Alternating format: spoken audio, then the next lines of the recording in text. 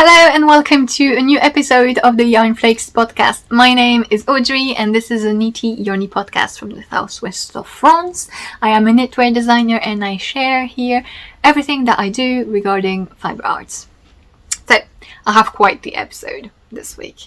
I think I'm gonna cut it short a little bit because I don't have much time and I might move some things into different episodes. So I am going to start. I have a pattern release to announce, a finished project. We're going to talk about socks and sock heels. I also have 3 new works in progress, but I think I'm going to show you 2 because I don't have time. But don't worry, I will share everything in time. And then I do want to talk a little bit about spinning yarns and about punch needle thingy in terms of the other fiber arts that I've been trying. And yeah, so I am going to start. You can find timestamps to all the different sections of the podcast in the description down below. So if you want to skip anything, feel free to look at that and jump to whichever section interests you. I also put links to everything that I talk about, as well as my social media, my patterns for sale on Ravelry, Payhip, etc., Lovecrafts, and my Patreon page, if you wish to have a look at that. So yeah, I'm going to start with a new design that I have just released. It is a pair of socks, and these are the KnotKnock socks, which are a pair of DK weight socks. And they feature this really big squishy cable, which you're gonna see again soon in a sweater that I will release at the end of the month. But I just really loved that cable and thought it would look super cool in a pair of socks. And I've been wanting to make DK weight sock patterns for a while now, and I came across this yarn, which is Sandnes Perfect, which is I think 80% superwash wool and 20% nylon, so classic sock yarn in a DK weight, and it's a pretty thick DK, and it's really nice and squishy and round. It has a fantastic definition. If you look at the cables up close and the twisted stitches, it's really, really clear and crisp. Absolutely love it. So these are the KnotKnock socks. I asked a few weeks ago, I had a few designs that I didn't have many ideas for names, and so I asked on my Instagram stories to have if you could give me suggestions, and someone very clever came up with this idea, KnotKnock, and it just made me laugh a little bit at the pun, and I thought it was very fitting, and so that's it. They are cuffed down, so you start with a 2x2 rib, you knit the leg. The cables are not complicated, but there is a 12 stitch cable, so if you have never done complicated looking cables, I think this is a good introduction because every other row is a rest row, the repetition is short, they are not complex cables, but it allows you to get quite some under your belt, and that's really cool. And yeah, it's pretty accessible. Heel, I did a heel flap and gusset. As usual, my sock patterns have several heel options, and this one, or a German short row heel if you prefer. I do recommend with cables that you pick the one with the gusset, because unless you have a specific feet shape and foot shape, and that you don't need a gusset, with cables or colorway, anything that's a bit tight, if you don't have ease here, it gets distorted. So if you have never tried a heel flap and gusset heel, and you find that your socks always get a bit too stretched at the top of the foot, that may be why. So I would always advise to try and do a gusset, just so that you can see if maybe that suits your feet better. And then you continue the cable on the top of the foot until the toe, which is a rounded toe, which you then graft. And voila. Super quick, obviously, since it's decay weight. It comes in multiple sizes. I did make more sizes than I used to, because someone asked me if like they could make some other sock patterns for larger feet. And yeah, it's I did realize that some of my sock patterns, they maybe did not fit a large men's feet, for example. So I did add another size compared to what I usually do. In the pattern, you have the foot circumference, so that is what you need to measure, and the pattern guides you into choosing your size based on that. And so yeah, really fun, easy knit. I hope you like them. I really do. They are supposed to be big, cozy socks because the cable is quite squishy, and I think they look absolutely very nice. I did get a bunch of skeins of this yarn to try and make different pairs of socks, so maybe we're gonna see some more decay weight socks. I'm really in the mood for designing socks. I have several ideas. I already have 2 more sock designs that are ready. I just need to write them up and test them, and they will come in the next few months. But I'm also having new ideas for color work and everything, and it's like too many ideas. But yeah, so these are now available. If you like them and you would like to get them on Ravelry, there is a discount. They are 15% off for the release, and I think I will use a short code, so it will just be KNOT, which will give you the 15% off. They are also available on Payhip with the Pay What Works system, and that's about it. So yeah, cozy cabled socks. I always have beginners testing my sock patterns, which is really cool because I get to see if they're accessible enough. And I had some beginners here, beginners in cables, beginners in socks, and they did amazing. So they are accessible. It's not a step-by-step sock, but I do in all of my sock patterns include links to various tutorials, to various stitches and techniques and things. So it's very easy to do, despite the nasty looking cable. And yeah, so that is it for my newest design. I'm going to continue with socks because I finished a pair of socks. They are a simple stockinette sock with self-striping yarn, and this is a yarn that I got a long time ago from Laughing Yaffle, which is a UK based dyer, and this is the colorway, I think, Merry-Go-Round. And I needed something a little bit mindless because I wanted to read and knit at the same time, and I didn't have a simple enough project, and I kind of wanted something nice and colorful and happy looking. And I mean, there it is. Absolutely loved it. So they are a simple pair of socks, but I did want to experiment with heels. So there are a bunch of different types of heels, and I wanted to see if I could find and try some new ones that maybe I could incorporate in my designs. Like I said, I always try to include at least 2 heels when it works for my sock designs. Sometimes it doesn't work, because the pattern does not fit certain heel shape, but most of the time there are 2 heels to choose from. And I wanted to see if I could find some new ones to sort of put into the rotation and see if they would sometimes fit a certain sock design. But I found that a lot of the heel variations, there were just really simple modifications of the original shape, so it just was always actually the same, and I didn't really see the point.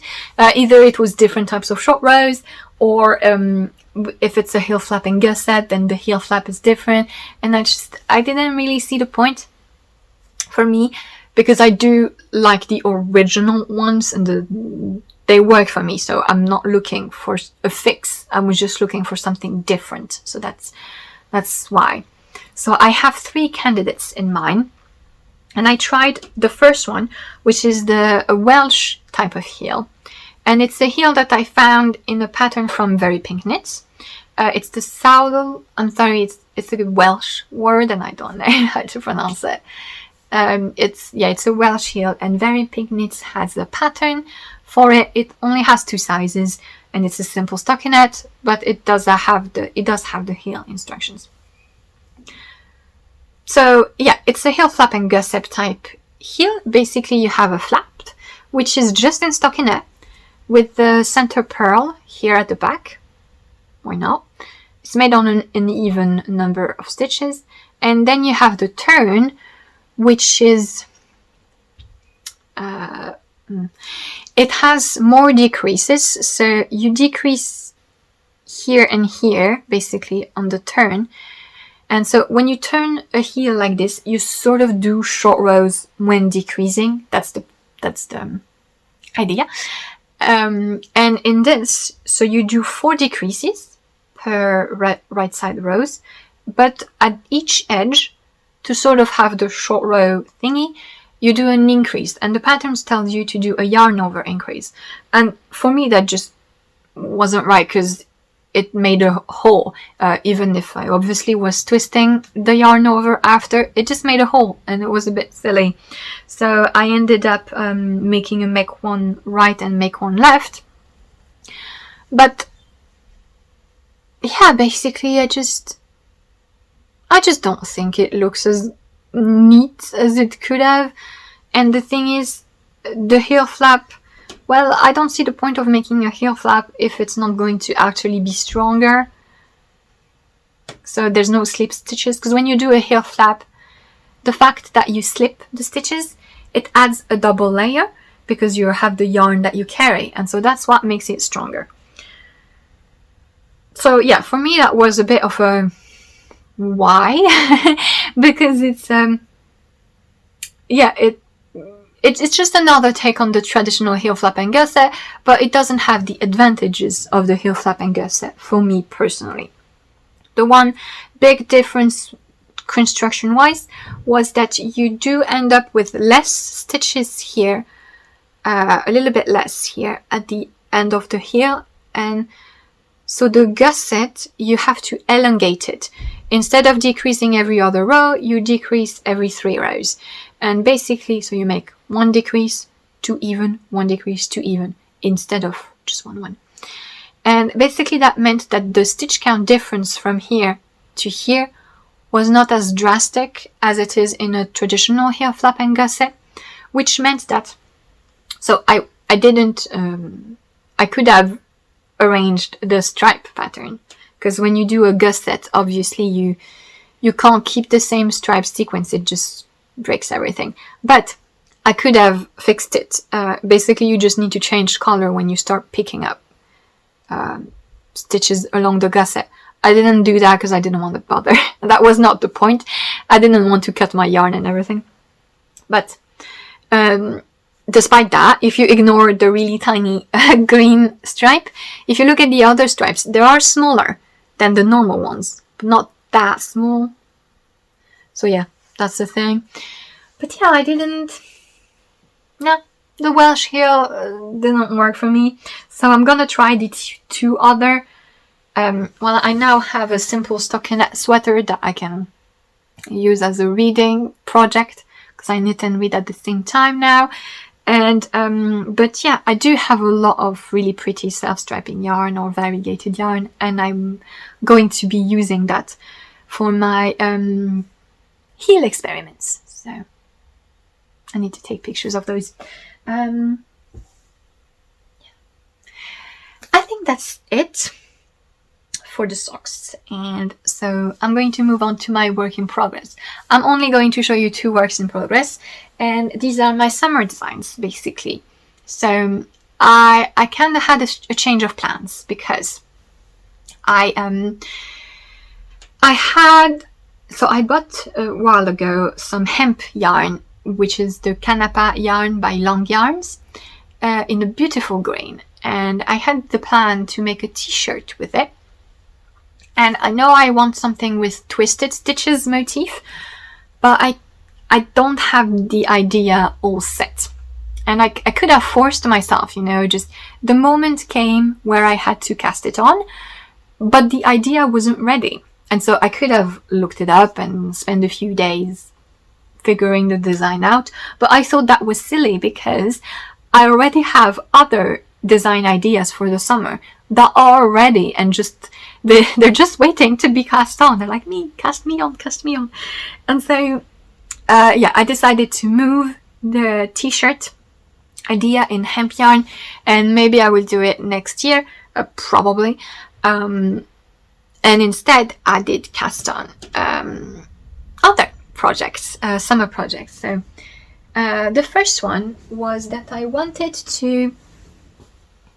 So I have a design that came out in 2019, I think. It's the Nausicaa t-shirt. It's a simple t-shirt.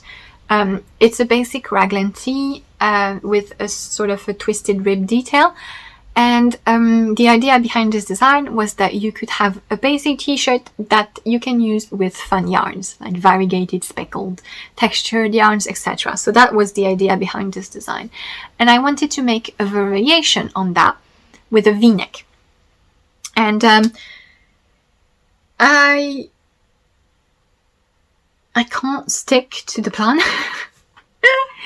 I don't know how it is for other designers for this, but I don't have a formula that I just reuse. Like, you would think that I have my raglan construction, my drop shoulder, my yoke, and that I keep just taking the same thing and just changing a few things or adapting the stitch motif on top of it. But no, what I do is I always regrade everything because I always want to change something, to try something different.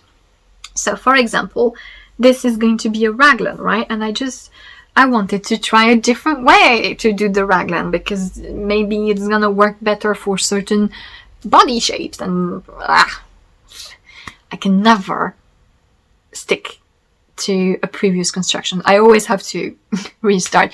I don't start from scratch because obviously I have some, especially with raglans, I'm used to it by now and it goes pretty quickly, but I still have to redo everything and change the depth and change the shape and change this or that. And it's, why can't I keep it basic? Seriously. Anyway, so this is a raglan, as you can see. Ta-da! This is a raglan tee with a v-neck. There you go. And at the bottom of the V, I cast on a few stitches to work this lace motif. So the idea between these types of summer tops are that they're basic enough, but they have a little interest that can still work in a variegated yarn, as you can see. So it's that simple lace. It alternates rectangles of eyelets and then garter rib, etc. So that's going to be here at the center of the V. So I am using Meadow yarn, which is a UK dyer. Meadow yarn in the Windle base, which is a really beautiful base. It's the same principle as the yarn that you may have seen me using in the previous episodes, which is a marled black yarn. And I really like this. Basically, it's a yarn with a black ply from time to time. But this one is a superwash merino. So the one I used regularly, and that I'm still going to use because I absolutely love it, is the one from Les Petites Potions, the French indie dyer, and it's a non-superwash Highland wool, which is light and has texture, and it's just great. And I paired it with mohair for a sweater design that you have seen in the previous episodes, and that is going to come out eventually. And it just makes something so light and cocoony, and I really love it. And this is a superwash merino, so it's more plump, but it's also not as light and not as texture rich, so to say. But it's just fun to have the two different feels, so to say. And superwash merino, unless I'm making something like color work or something, cables that need a dense gauge, I always tend to knit superwash merino at a very loose gauge because I want it to be airy and flowy and to sort of compensate the heavy feel that it has for me at times. So that's why I thought it was fitting for this type of top, because it's gonna be a very loose summer top that I can wear over dresses or shirts or whatever, bodysuits, things like this. And yeah, so I had one skein of this, which in the colorway Against the Stream of Time. She always has really nice colorway names, Meadow Yarn. And so it has 400 meter per 100 grams, and I had one skein, and I thought I would have enough because my Nausicaa top, the one before, dogs, barky barky, the one before I knitted with just one skein of fingering weight, and it was very cropped. But I don't have enough. So yeah, basically I finished the sleeve cuffs. As you can see, I did a lace motif on the sleeve cuffs here. I finished the neckline, and so I didn't quite know what to do with the neckline because I didn't want to make a ribbing, that would be too much. I didn't want an I-cord because even if it's simpler, it's still very visible, the I-cord, and it would have looked heavy. So I decided to just pick up stitches, do a few rows of stockinette and just let it roll on itself. And I think that looks good. It's not blocked, so.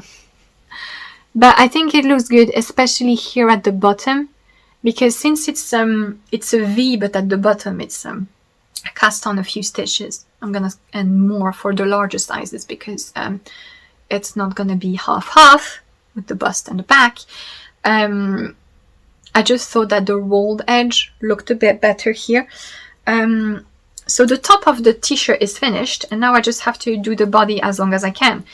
And I definitely don't have enough to make it a good enough length because I realized this style, I want it to be a bit flowy, and so I can't have it be really short, basically. So it would have been a shame. And luckily for me, Meadow Yarn still had one skein of the same colorway, and I ordered it, and it's on its way. Hopefully it's gonna come here soon. But yes, that's the plan. But I stopped because I wanted to alternate with the next skein.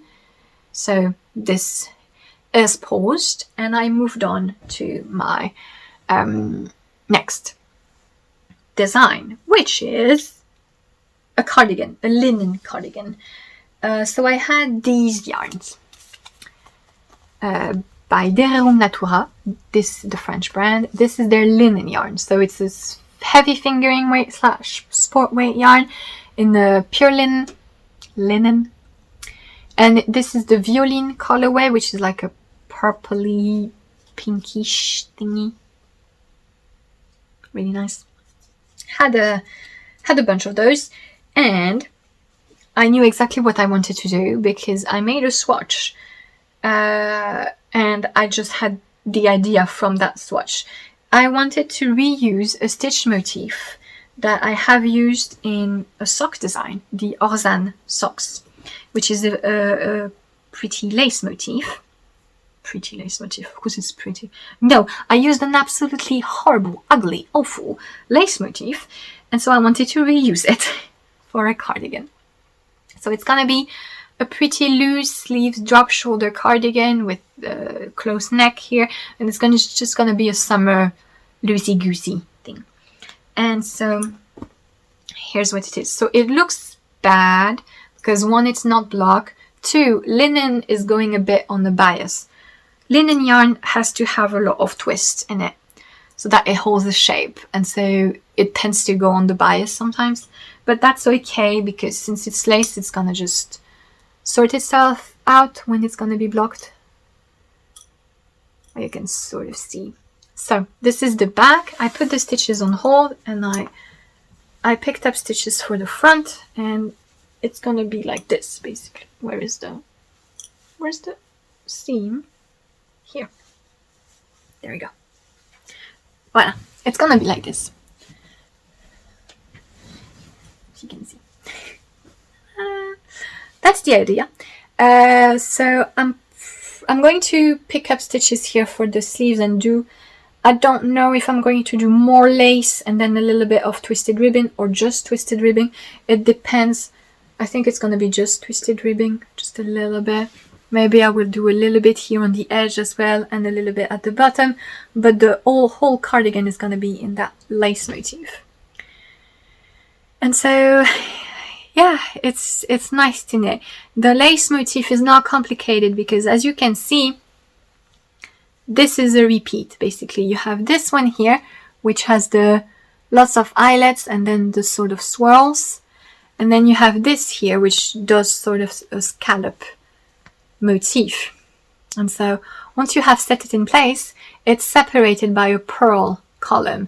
And so, if you get here to the purl stitch and you notice something's wrong, you will see it right away, and you will only have to just go back 6 to 8 stitches to fix your mistake. And so it's really nice to knit. It's really easy, and yeah, that's the plan for this. I had to restart a couple of times because first I made it way too large. Now I don't. Maybe I could have made it even larger. I don't know, because when I'm gonna block it, it's gonna be. But yeah, I do really like how linen looks in lace. It's very open and airy. I think that looks nice. Yeah, I realized I do that a lot, using stitch patterns that I have used in small projects or socks and reusing them in a bigger garment. I find that really interesting. It's not something that I want to do so much when the project is too close. So for example, I will not make a cardigan version of a sweater unless it's very different, just because I don't, well, first of all, I don't like doing this. I think I would get bored, and also I just don't think it's worth a whole new pattern. For example, I was thinking about some of my sweater designs, and like, for example, the Apophenia yoke, which is a colorwork yoke with a geometric motif here. And I thought, yeah, I could make a cardigan version, but basically it would be the same pattern with a stick. And I think it's more a modification rather than a whole new design. And so that's why I feel like I don't want to do that. Whereas, for example, I'm thinking about Atlantica, which is the big lace sweater, all over lace sweater that is published in one of Pom Pom's magazine. And I'm considering making a cardigan version of it. And I think the reason I do feel interested into doing that is first because I want the cardigan to be fairly different. I want it to be a V-neck and possibly top down. I'm not sure, whereas Atlantica is worked bottom up, but yeah, I'll just have to see if that works, because it will change the lace motif. So I'll just have to see. It will be a different motif altogether if I do it top down, so I'm not so sure about that. But it will be a V-neck. And the second thing is that Atlantica was designed for the magazine, so it was worked in a specific context. Like I didn't choose the detail of the yarns. The yarn is brilliant, but you see, it's there wasn't a test period.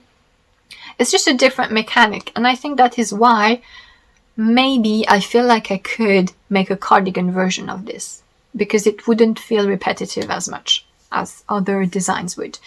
But in the case of taking a motif that I have used in a sock and putting it on a garment, there is the novelty factor, because I have to rearrange the motif, use a completely different yarn. I mean, here I'm using linen.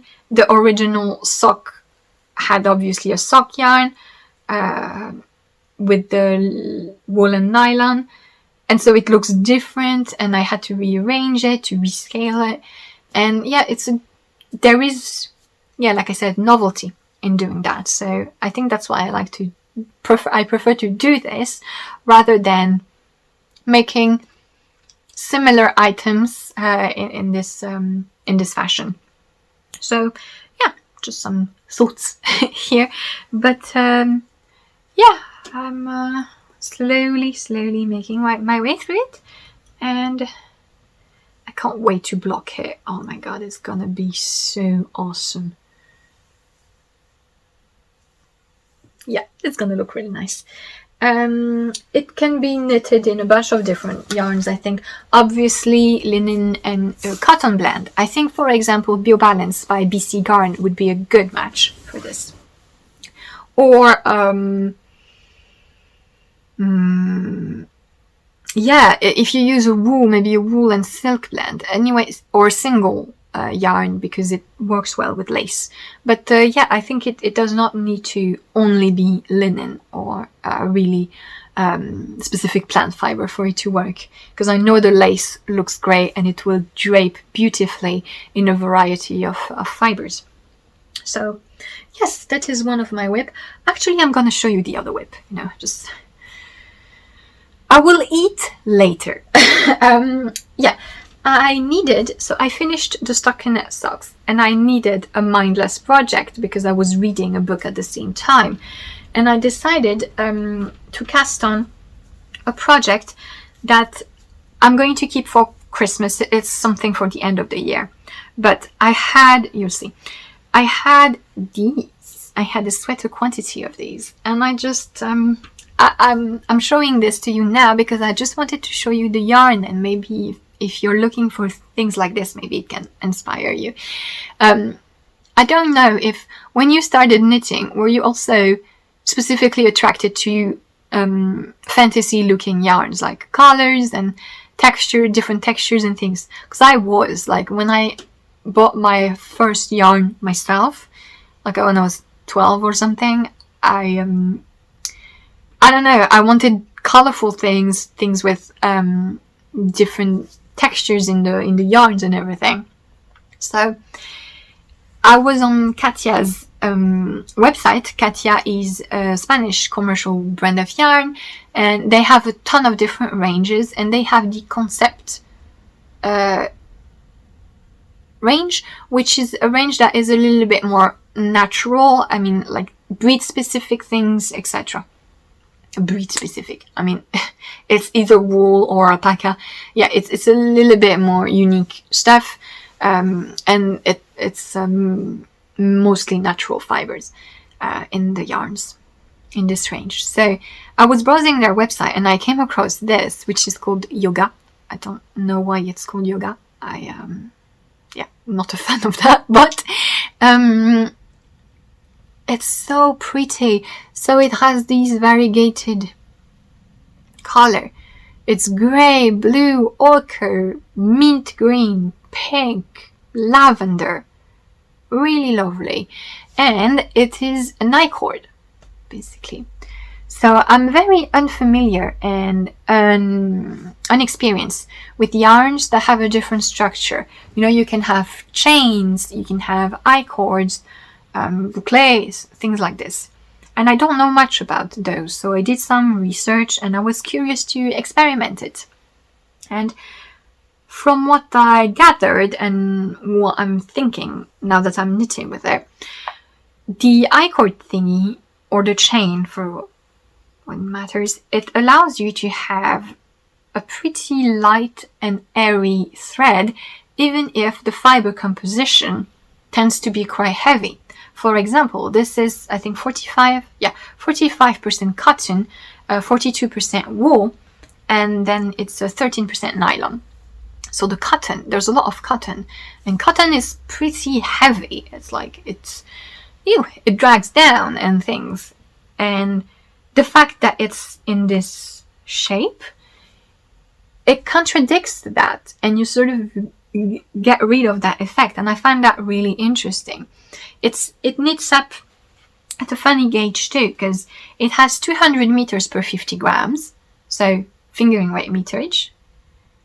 The recommended gauge, which, like, if you ever thought that recommended gauge on yarn balls was serious, like when I look at it, all right, like this, it feels like a DK weight, pretty much.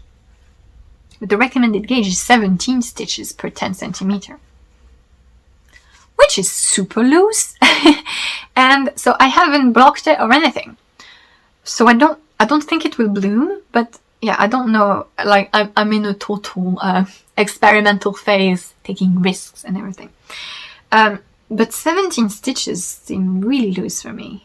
So it's just funny, you see. It's a fingering weight meterage with a DK thickness. And then the yarn ball says, go worsted with the gauge. I'm like, not sure about that.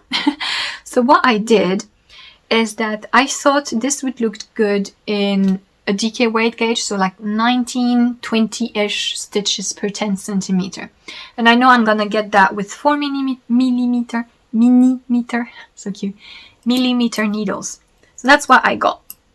I'm using 4 millimeter needles, and I think I'm getting the 20-ish stitch gauge. Looking at it, I haven't measured it. Live dangerously. It is so pretty. Look at this. So it's going to be a very simple pullover with a drop shoulder. There's going to be something on the sleeves, but the goal was just to have a lot of stock in it for now. I'm showing this to you now because I wanted to talk to you about the yarn and see if that would be something you would think is fun. But I will show you the design much later in the winter, you will see. So yeah, just a little bit of teasing. I absolutely love how it looks. So obviously when I'm going to have the whole sweater and go in the round, the colors are gonna arrange themselves differently. I hope it will not be too different. If not, I will probably alternate skein and try to cheat. I think there is a pattern by Petite Knit in this yarn where she doubled it with mohair. Surprisingly, so for Petite Knit. But yeah, it's really pretty. And yeah, so this is my back. I'm gonna put it on hold and I'm gonna pick up for the fronts and make a round thing. Yeah, it's nice to work with. It's a bit irregular, so I've already talked about it. I'm not the best knitter when it comes to tension. I do have imperfections, and this yarn sort of emphasizes them. But since it has this texture and the color changes, I think it looks good. One thing though, it's super stretchy. So stretchy. Unbelievable. Like knitting is stretchy, but this is really ridiculous. So yeah, really curious to see how it's going to block. I'm gonna be a bit careful with it. But yeah, I'm just having fun just knitting with this while I'm reading, and that's what I'm doing at the moment. So that's it for the knitting. That's it. Am I going to make it under 1 hour? I think so. The French episode is 1 hour and a half again. No. Moving on, I want to talk about yarn spinning a little bit and just do sort of a situation report on where I'm at. So last time I talked to you about hand spin yarns, I was telling you that I had a problem having enough twist in my singles, and I was wondering why that was. Because the thing is, my break band was at the minimum. So yeah, thank you so much to all the people who tried to help and give me advice. It was really nice. But yeah, the thing was not that the break band was too tight. It was at the minimum. Like if I put it even looser, it just wouldn't work. And so basically I was spinning way too thin. So the thinner the yarn, the more twists you need in it to hold it. And so my wheel has 3 ratios. So the ratios are the speed at which the flyer spins, and the faster it goes, the more twist you have.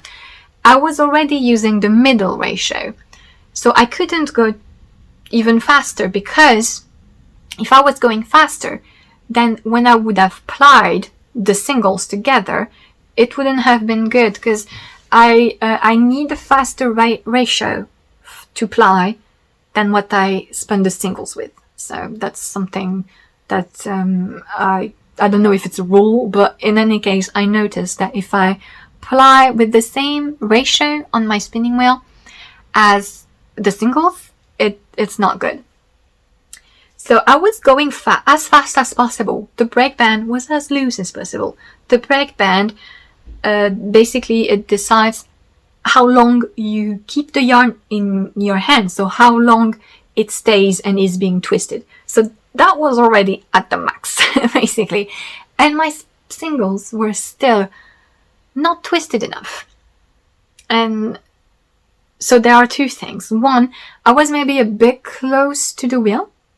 Not by much though. And two, I was spinning so thin. It's ridiculous. I would have needed the faster ratios, because you can buy a different flyer that goes faster if you want to spin really thin cobweb or lace weight yarn. I didn't want that. I've been having that spinning wheel for 2 months. If I already need to buy new things, not good.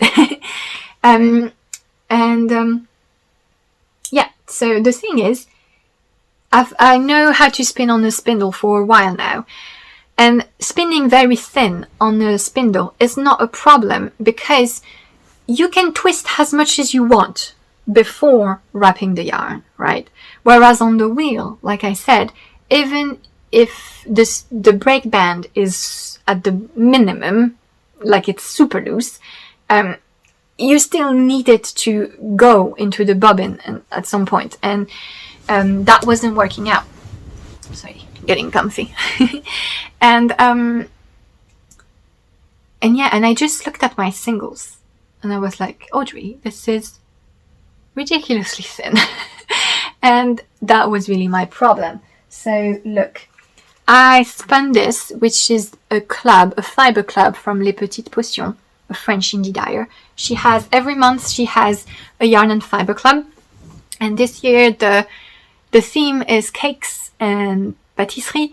And so every month she has an image, an inspiration image, and you can order fiber or yarn. And so this was the one from January. It's Cocoa Blue Tart. Funny.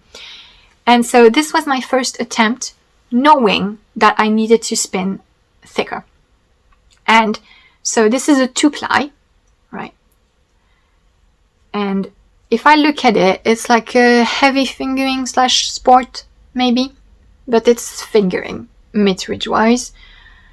And if I compare it to the 3-ply that I spun before, this is much thicker than the 3-ply. So if I look at my singles, I need to spin them 2.5 thicker so that I get a fingering weight when I use a 2-ply.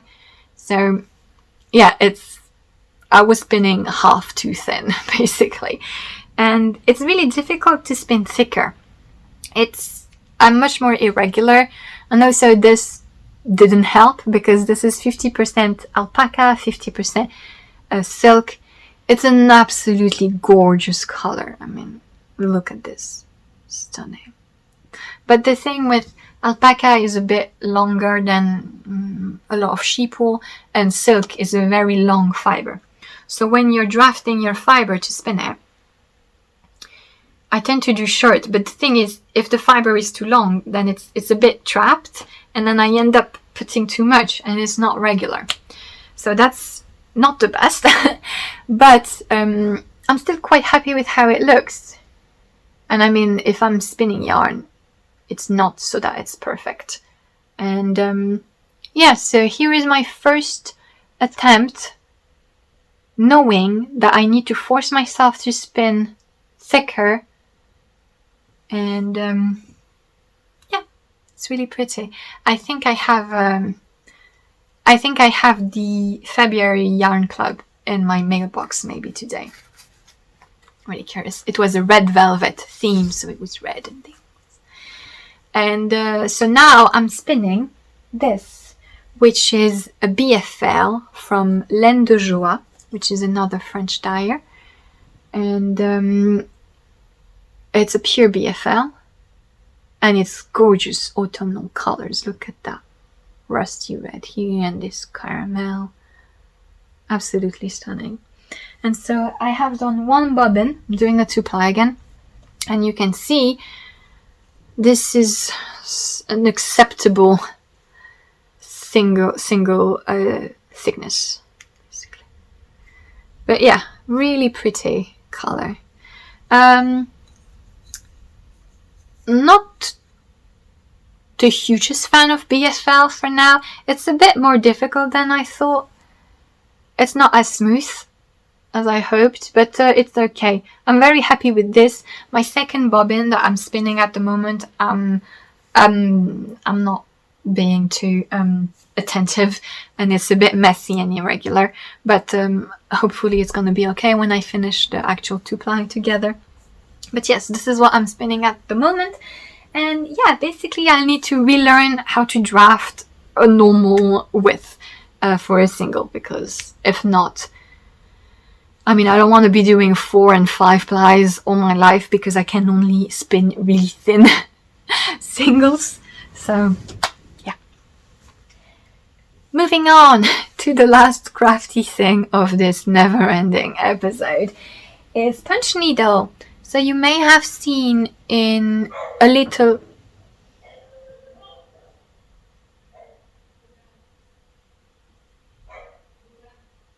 barky. A spindle. I don't know if you could hear that. Maybe I looked insane. Basically, my dog is barking.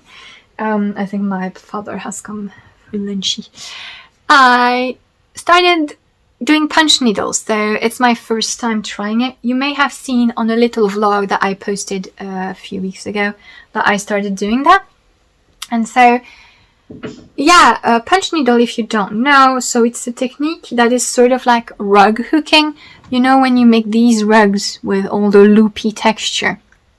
So that is punch needle, and it's been using as well in sort of an embroidery manner. And it's nothing new. It's been a bit trendy lately on top of that. But I never tried it, even though I was curious. I'm always curious to try new fiber arts, just to know. But I never tried it before because I couldn't find the design that I would like. Basically, it's pretty big shapes that you have to do with this. And a lot of the patterns that I found were abstract things. And I like geometric abstract things in cross stitch because it's small. But if it's big spaces of different colors, if it's abstract, I tend to not like it very much. Until I stumbled upon this. This is a design by the Urban Acres, which is an American maker, and she makes patterns for punch needle and kits as well. And I've already said, I think I really like buying kits when I'm trying out a new project, because it's just easy, even if it ends up being more expensive in the end, especially if it comes from the States. I prefer, because it's just the convenience of having everything right. So I saw this design, which is like a beetle, because I like beetles. I don't like abstract things. I don't like certain flowery things, but the beetles, they're fine for some reason. And yeah, I really liked it. So it comes with everything. Punch needle, you need to do it on a specific cloth, the monk's cloth. It's like an Ida count cloth for cross stitch, but it has a specific density. I don't remember exactly the count. I think it's 10 to 12 count, because it needs to be loose enough so that you can actually punch your needle through. But then it still needs to be too tight so that the yarn actually stays trapped in it and made a hole. So yeah, how does it work? You get the needle, right? That is a punch needle. You feed the yarn through it. So the yarn is coming here. You punch, poof, and you see it comes to the other side. And your yarn is on that side now. And then you need to pull it out. And you need to stay pretty close. You don't go away. You need to stay very close to move a little bit like if you can see the counts of the Aida cloth, well, it's called Mons cloth, but, and then you push back a little bit further, etc. And that's how it leaves a loop basically on the other side, and you trap it between the cloth weave. That's how it works. And it's easy. I thought it would be more complicated than that.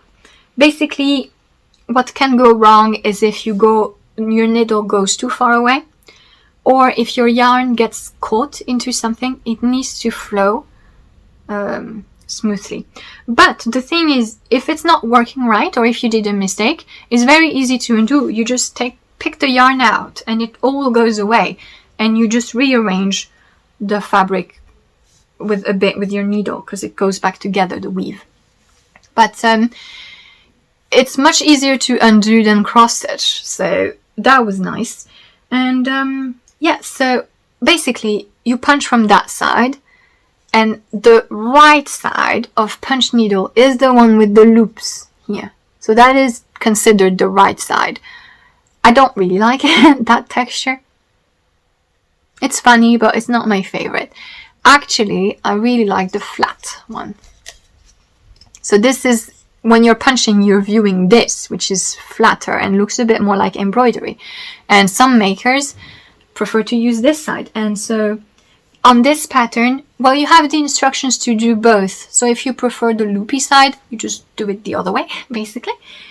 But I do it as instructed per the pattern, which is mostly showing the flat stitches, which I much prefer, because I think they look nice. And just the little berries here that you can see, these ones are done the other way, so you have the loopy thing. And I think that's really fun to sort of mix and match textures like this. I think it's really nice. And it's not great because in the kit she gives a link to a live YouTube video where she explained everything for beginners, and it's very clear and it's nice to follow. And yeah, she says that she likes to do the outline of a shape and then go in. I can't do that very neatly for certain shape. Look at this, it's quite ugly. But it's nice. I'm not falling in love with it, but it's fun enough, and I'm really going to like the finished thing. I need to finish the beetle, and then all the surrounding is going to be in a dark color. The yarn uses acrylic. In the video, the maker explains that she prefers to use acrylic because it's more affordable for her. And when she does kits, for beginners, if you're going to punch a rag and it's wool and then you don't really know how to care for it, it might be problematic. But you can totally use wool or cotton. So, yeah, I like it. It's quite fun. That's it. That's it for all the things I've been making. Yay! I have done a roundup of everything. I'm happy that I was able to actually talk about everything, and I didn't go as quick as I planned, but it's fine. I am going to finish this episode with a little chat about Patreon. So if you don't know, I am on Patreon, and you can support me and my design work there. Basically, you get 1 or 2 patterns per month. And starting from level 2, which is €5 per month, you get a video where I talk about various things. The videos I talk in French, but I subtitle them in English. And this month's theme is rounded shaped shawls. So I wanted to make videos talking about shawl constructions and sort of giving tips on finishing techniques and edgings for different shapes, and also explain how you can incorporate stitch motif depending on the shape. Is that easier to do this way? How can you do it this way? And sort of give ideas if you'd like to create your own simple customizable shawls. And I hope you're not hearing, my parents are obviously arguing about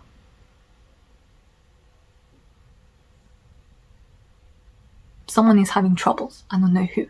Hope it's not me. But what was I saying? giving tips on how you can incorporate stitch motifs so you can make your own shawls. And also I show you how you cast on for these shawls and how they work, basically how they're constructed, how they grow. Because typically a shawl, when you start it, you can start it from the big side, but then you're a bit limited. You can start it from a small side, and then you grow however much you want, and you can build it a certain way. So I explain to you how they are constructed on the mathematical point of view. So yeah, I wanted to do this for shawls, and now in March the shawls are the round shapes. So the crescent, semicircular, circular shawls are covered in this video. And so yeah, the video is accessible from the level 2 on my Patreon. And yeah, as usual, Patreon, it's €5 per month, but you don't have to stay more than a month. You can stay however long you want, and you can see all the previous content ever since I was on Patreon, and you have access to 1 or 2 designs as well of your choice. It doesn't have to be the new ones. Yeah, I think that's it. You can see the link on Patreon where everything is explained from the different tiers, etc. I think that's it for this episode, and yeah, I hope you enjoyed it. I will see you again in a few weeks at the end of the month with a very exciting sweater pattern that I want to present to you, and hopefully I will have less projects to like cram into your face. But yeah, that's it for this episode. Thank you so much for watching. I wish you a very end of the day, evening, weekend, whichever applies when you're watching this. And yes, I will see you soon. Bye!